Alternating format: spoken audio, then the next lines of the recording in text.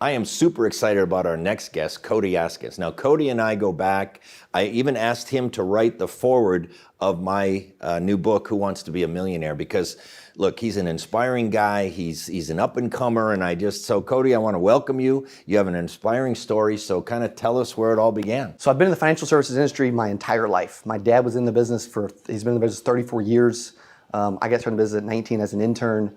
Fast forward to 20, I went to my first recruiting meeting, and I go in the room, and there's 10 of us in the room, and the manager says, "Take a look around." He says, "Everybody stand up, take a look around." He says, "Now 9 of you sit down." He left one person standing, and what he said next, I still think about every single day today. He said, "Maybe one of you will make it." And I'm like, wow, that's how difficult financial services is, right? But it's such a rewarding career. And when after that meeting, I said, well, if there's going to be a one, I'm definitely going to be the one. So I actually got with my dad, wrote out a contract that I was going to help so many consumers and make 6 figures my very first year, dated it, signed it, hung at the wall in my cubicle, and then saw it every day. And so I'm a big believer in setting goals and doing those things. You're actually 900% more likely to achieve your goals if you write them down every single day. So I started making some money. But then here comes a big money mistake. This is Who Wants to Be a Millionaire, right? Here comes a big money mistake. I go make $9,000 my very first month, right? Amazing, I'm excited, I'm 20 years old, I'm like, oh my gosh. And then I go blow it on a Dodge Challenger SRT8, violating one of your main rules in your book, right?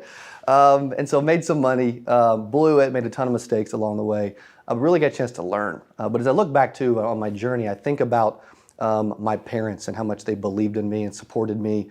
I was extremely grateful for that, and I realized not everybody grows up having someone that's inspiring them and motivating them and making them believe they can do anything, that they can actually become a millionaire if they do the right money steps, right? And surround themselves with the right people.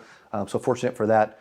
And then even my mom is a huge inspiration to me. She had lymphoma cancer 8 years ago, and we just found out recently that her cancer has come back.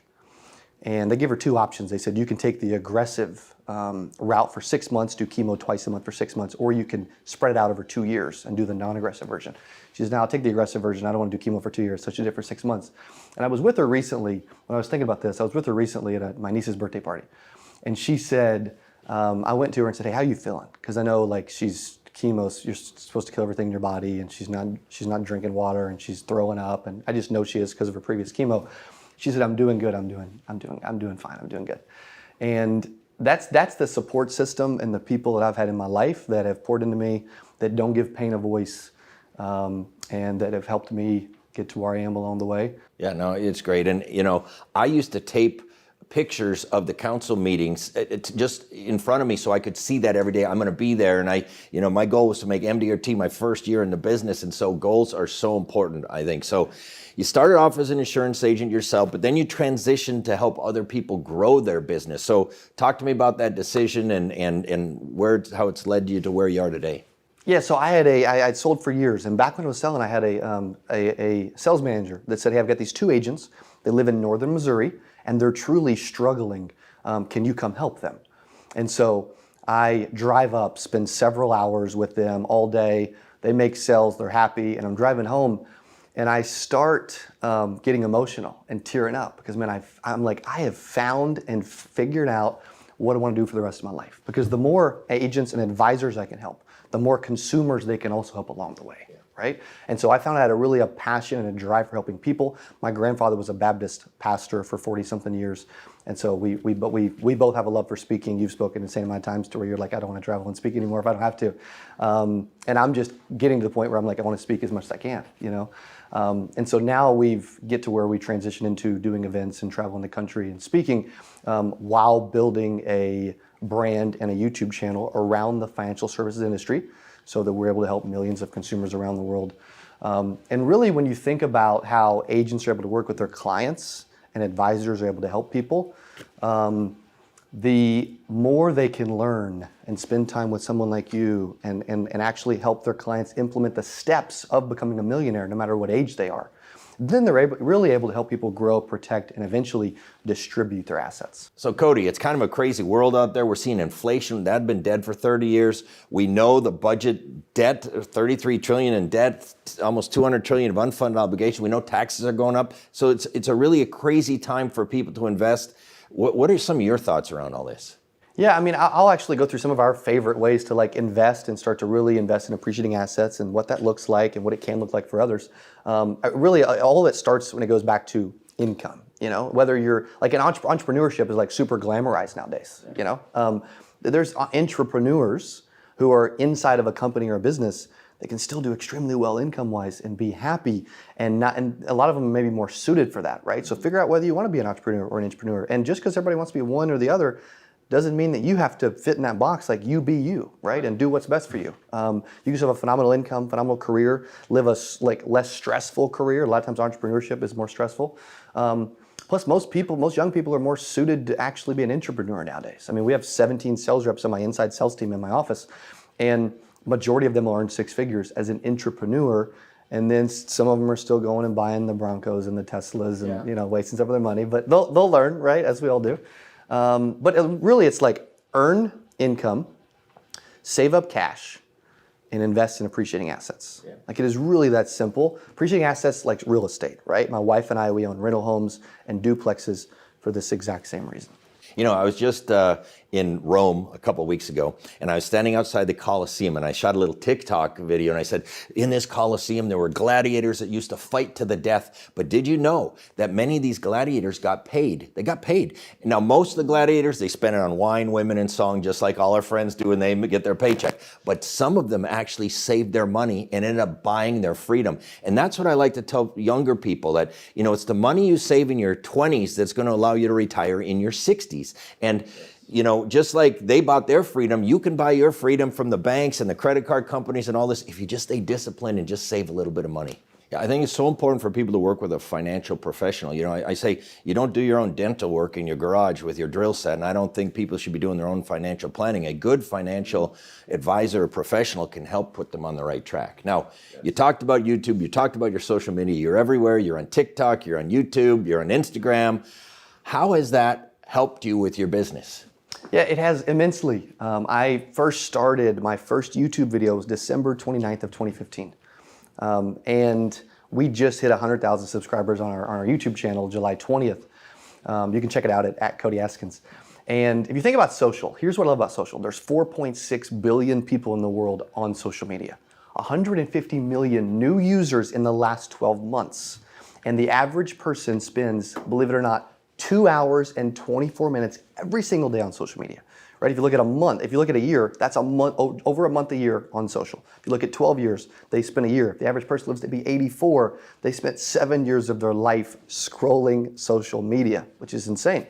And so I share that to say that like everyone is there. When I was at a mastermind I was speaking at recently, we were on a rooftop bar just literally this past weekend in Nashville. And a gentleman walks up and was like, "Hey, are you Cody Askins?" And I'm like, yeah, I actually thought some of the guys were like pranking me or like setting me up. But it was he's a PNC agent out of Nebraska, watches all of our videos. That's the power of a brand. You know, like I always say, like your vibe attracts your tribe. Yeah. So most people, when it comes to social, they want to like be a different person. It's like, no, you want to be you. You want to be who you are. You're going to be authentic, real. That's what I love about you. Like, you're authentic, you're real, you're always helping people. And I truly believe it's the best thing someone can do long term to really start to help them grow a business, especially young people. Yeah. So now you're the founder of the 8% Nation. Kind of explain what that is and what the company does and how you came up with that name. Yeah, so 92% of agents and advisors fail within their first 3 years. Hence, 8% succeed. So we're focused on helping really anyone, and anyone that wants help, like we do our best to help them. And I always wanted to inspire others to chase their potential, reach their dreams. I truly believe that anyone can earn 6 or even 7 figures if they have the right information, right? Which is what you share, which I love so much. And I actually had a wake up moment in my life of like realizing what I want to do and really starting to like focus on what is my career going to look like when I was actually at a conference. And so because of that, I'm like, well, if a conference was that meaningful to me and that impactful to me, I guarantee you it can impact and inspire and help so many other people along the way too. And so because of that, we're able to teach financial professionals to help their clients the best way they can, right? The importance, like the items in your book, the importance of having a plan, investing and appreciating assets, spending less than what you earn, which sounds revolutionary, But it doesn't happen nowadays. Well, nobody talks about it, and people are buying stuff that they don't need. They're putting it on a credit card. The interest rate is 24, 28%.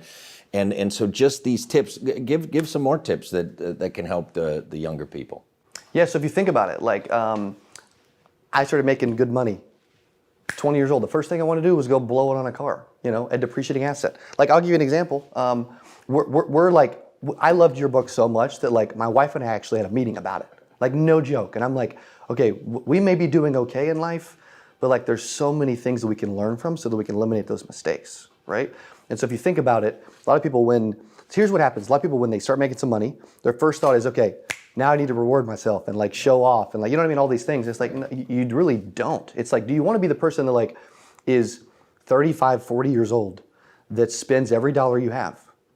Or do you want to be the Tom Hegna later in life that can golf, has flexibility and freedom, retirement is set up, and isn't stressed about how he's going to go back to work somewhere, at late 60s just to make ends meet and earn an income? Yeah, what I like about what you're doing is you're giving people simple concepts. See, that's the deal. Everybody thinks there's some magic bullet. No, it's just the discipline of doing things right. And you talked about your car. First thing I did when I was brand new second lieutenant, making $13,000 a year, thought I was really killing it. I went and bought a brand new car. Stupidest thing I ever did. And that was like a chain around my neck for 4 years, making that car payment. So. Yeah, and real quick. So we tend to like jump out and spend money we shouldn't. But then also we tend to make the biggest decisions of our life when we're in the most desperate moments as well. And you want to really think about your decisions and set yourself up well. Now, you wrote a book too, 0 to 6 Figure. It's a great book. Now, what motivated you to write it and what's in it? Yeah, so this book is all about how anyone can go from any income level, flat broke, et cetera, to earning 6 figures a year. And there are a lot of simple money sales concepts. I really believe income, as you talk about like having income and then actually using that income wisely to invest in appreciating assets versus depreciating assets, which we'll get into, is super valuable. And the reason I wrote the book too is like, it was my life. Like in my first 8 months at 20 years old, I didn't share this earlier, but in my first 8 months, I earned 117 grand selling life insurance as an advisor while I was in college and playing basketball at 20 years old, right? And so that's why I wanted to share that, because less than 3% of the global population earns 6 figures. Roughly 33% of Americans make 6 figures annually. Most don't, but they could. And I believe that if someone really wants it, it is attainable for anyone if they walk through the specific steps and if they have the right information. And then they have to listen and apply the information at the same time. Yeah. I mean, I've even said you can Google janitors who become millionaires. And you don't have to make a lot of money. It's not how much you make, it's how much you keep. Because everybody watching this is going to earn millions. It's just how much are they going to keep. So look, you host the weekly Power Players podcast. You interview some of the most important people in the financial world. What are a couple maybe of the most memorable little sessions that you've had? Yeah, interviewing you was a really cool moment. I mean that. Like I've been studying you for my whole career. I remember meeting you several years ago at an event. Getting to interview my dad multiple times, get to share his story is amazing, really cool moment. Like he helped 465 families his very first year in the business while running a debit route.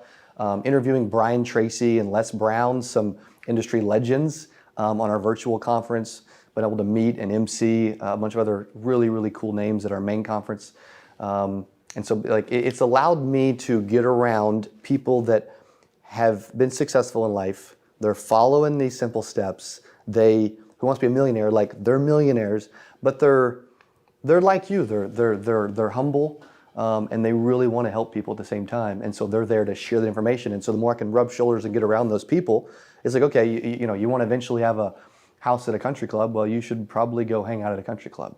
Yeah, no, and there's some other good books. Think and Grow Rich had a big impact on me. The Millionaire Next Door talks about living a simpler life and simpler lifestyle. Yeah. Now, you're doing some stuff with AI, artificial intelligence. Tell me about that. Yeah, I mean, it's a hot topic right now, and I tell a lot of advisors, like, AI is artificial intelligence. Some of them just need some action intelligence to go, do something and put forth some activity.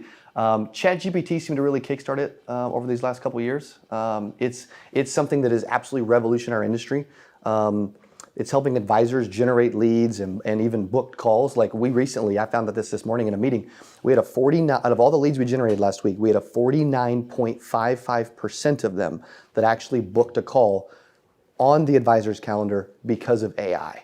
A lot of it through automated responses. It can carry on whole conversations. It's actually got to the point where we're working on some technology behind the scenes with a couple of our partners now to where it can actually like make calls and actually respond to objections and book appointments. It's wild, but it keeps learning. It keeps getting smarter.